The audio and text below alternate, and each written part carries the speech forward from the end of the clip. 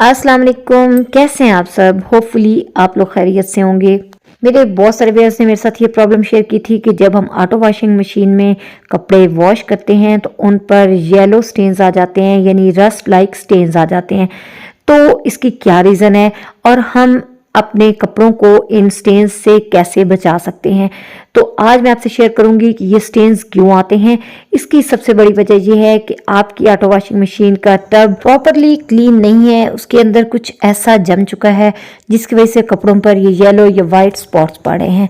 तो इसलिए जी अगर आप भी इस तरह का प्रॉब्लम फेस कर रहे हैं तो मशीन के टब को क्लीन करना बहुत ही ज़्यादा ज़रूरी है। तो आज मैं अपनी ऑटो वॉशिंग मशीन का टब क्लीन कर रही हूँ क्लीनिंग टैबलेट को यूज़ करते हुए। इससे पहले मैं आपके साथ होममेड क्लीनर और डॉक्टर बेकमैन क्लीनर को यूज़ करते हुए मशीन के टब को क्लीन करना शेयर कर चुकी हूँ। आप वो वाली वीडियोस भी देख सकते हैं, लेकिन आज मैंने सोचा कि टैबलेट को यूज़ करते हुए मशीन को क्लीन किया जाए और आपसे शेयर किया जाए कि इनका रिजल्ट कैसा है। चलिए फिर इन टैबलेट्स को यूज़ करते हुए हम टब क्लीनिंग स्टार्ट करते हैं। तो जब भी आपने मशीन का टब क्लीन करना है, सबसे पहले तो अगर कोई भी उसके अंदर आपने लॉन्ड्री ऑब्जेक्ट्स रखे हुए हैं तो उनको निकाल लेना है। टब को आपने खाली कर लेना है। टब क्लीनिंग स्टार्ट करने से पहले आपको मशीन के कुछ पार्ट्स को पहले ही क्लीन करना होता है, जैसा कि ये लिंट फिल्टर हो गया या इनलेट फिल्टर है या इसके पॉकेट्स हैं जो डिटर्जेंट के लिए यूज़ होती हैं।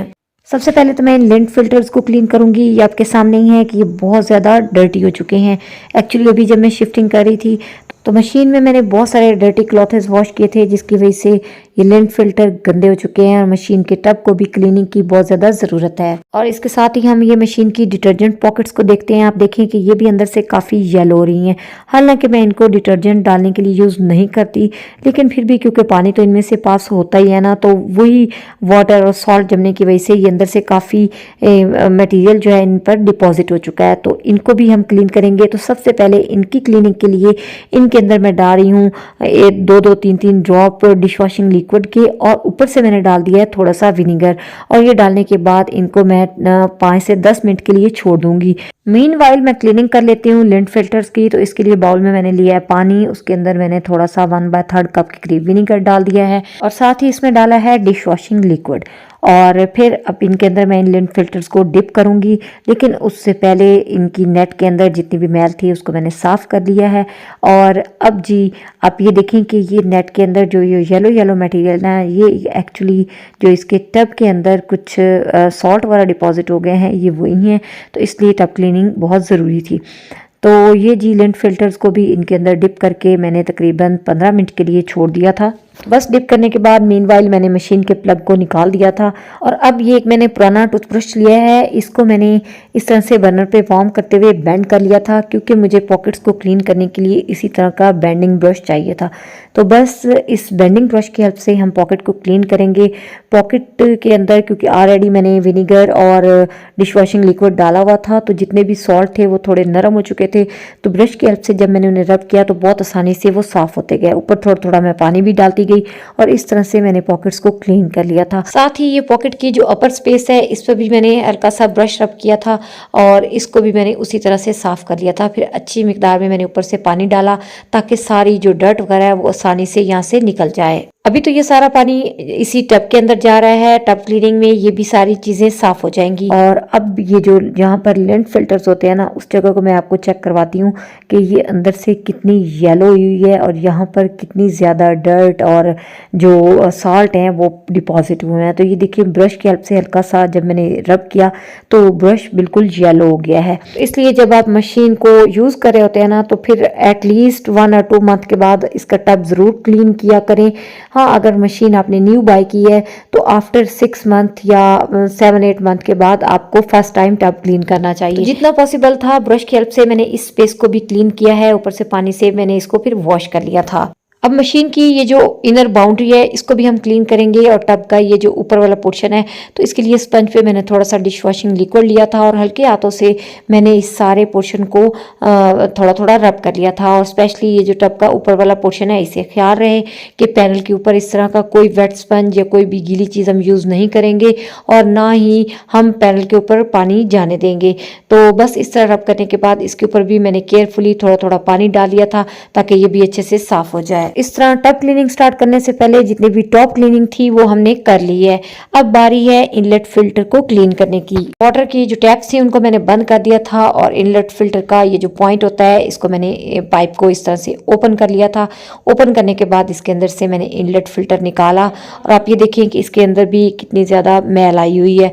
तो बस इसको हल्का सा हम पानी से ही वॉश कर लेंगे। हाँ, अगर कुछ मटेरियल ज़्यादा जमा हो तो हल्के हाथों से ब्रश से क्लीन करेंगे। उसके बाद दोबारा से इसको उसी पोजीशन पे हम लगा देंगे और इस पाइप को अच्छे से फिट कर देंगे और टैप्स को ओपन कर देंगे। इनलेट फिल्टर क्लीनिंग अगर आपने डिटेल में देखनी है तो उसके लिए मेरी सेपरेट वीडियो है, आप उसे देख सकते हैं। तो ये जी लिंट फिल्टर जो थे इनको अब बारी है साफ़ करने की। तो ब्रश की हेल्प से हम इन्हें पहले रब करेंगे। नेट के ऊपर ब्रश हल्के हाथों से लगाना है और जितनी भी ये मैल है जहाँ जहाँ पर लगी हुई है वहीं पर हम ब्रश रब करते जाएंगे और इन फिल्टर्स को हम क्लीन कर लेंगे। तो ये देखिए जी, ये जितने भी पार्ट्स थे जहाँ जहाँ मुझे मैल नजर आई मैंने इसे साफ़ कर लिया। नेट पे भी हल्के हाथों से मैंने ब्रश फेरा था ताकि ये डैमेज भी ना हो और साफ़ भी हो जाए।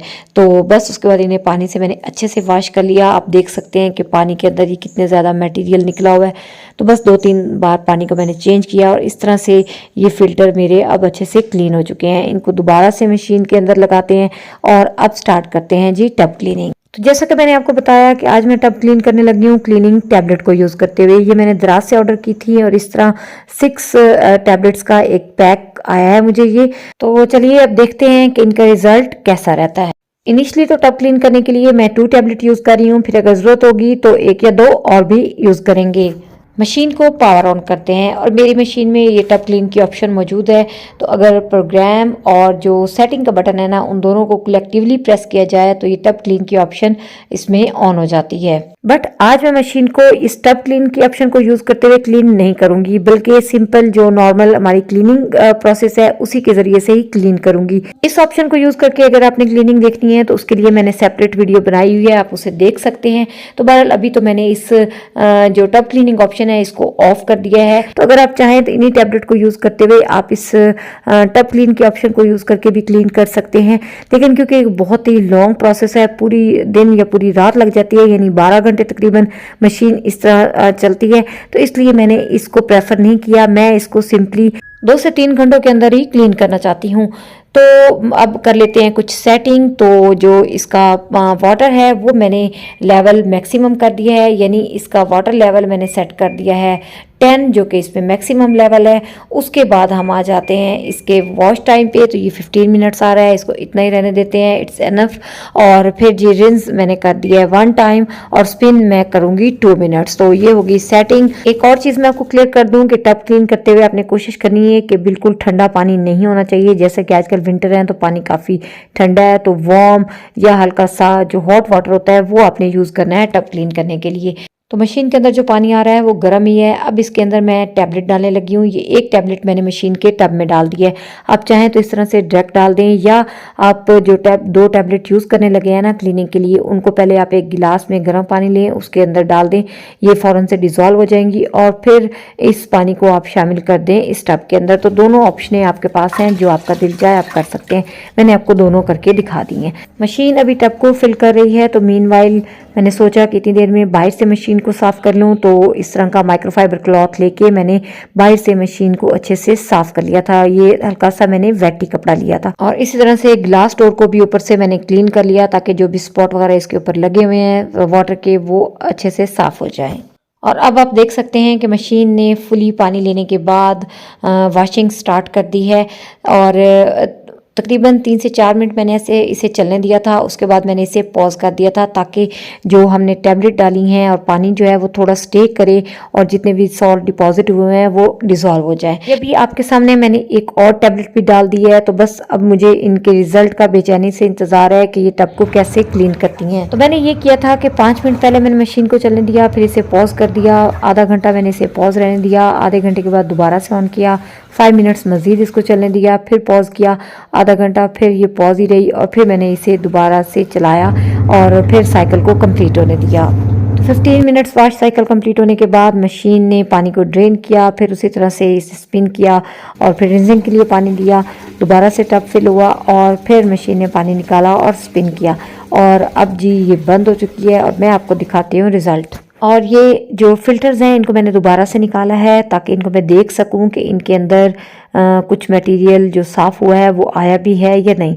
तो ये देखिए इनके अंदर कुछ ना कुछ मटेरियल या साल्ट डिपॉजिट जो थे वो उतर कर छिलके से आए हुए हैं। इनको दोबारा से एक दफ़ा सिंपल पानी से अभी मैं वॉश कर लूँगी ताकि ये सारी चीज़ें निकल जाएँ और टब कुछ हद तक क्लीन हो गया है। अच्छा, अगर मैं आपके साथ कंपैरिजन शेयर करूँ ना कि डॉक्टर बेकमैन क्लीनर और ये टैबलेट, तो मेरे ख्याल में डॉक्टर बेकमैन क्लीनर जो है इन टैबलेट्स की निस्बत काफ़ी बेहतर रिजल्ट देता है और इससे भी बेस्ट रिजल्ट जो होममेड क्लीनर मैंने आपके साथ शेयर किया हुआ है ना उससे आता है। तो मेरे ख्याल में इनका रिजल्ट नॉर्मल ही है, कोई बहुत ज़्यादा अच्छा रिजल्ट मुझे नहीं मिला। बस इसके बाद मशीन के लिड को मैंने थोड़ी देर ओपन रखा था ताकि टब अंदर से अच्छे से ड्राई भी हो जाए, और जब ये अच्छे से ड्राई हो गई थी तो फिर मैंने इसे ऊपर से कवर कर दिया था। ये कवर भी मैंने दराज से ही मंगवाया है, तो ये काफ़ी अच्छा है क्योंकि अभी मैंने मशीन जो है वो थोड़ी ओपन स्पेस पे रखी है, तो इसलिए इसको कवर करना ज़रूरी था ताकि पैनल पानी वगैरह से बचा रहे। तो ये थी जी आज की वीडियो। उम्मीद करती हूँ आपके लिए ये यूज़फुल रहेगी। आप में से भी किसी ने अगर ये टैबलेट यूज़ की हो तो मुझे अपना रिजल्ट ज़रूर शेयर कीजिएगा, और वीडियो अगर आपके लिए यूज़फुल रही हो तो फिर लाइक करना और चैनल को सब्सक्राइब करना भी मत भूलिएगा। इंशाल्लाह फिर मिलूंगी नेक्स्ट वीडियो। तक के लिए अल्लाह हाफिज़।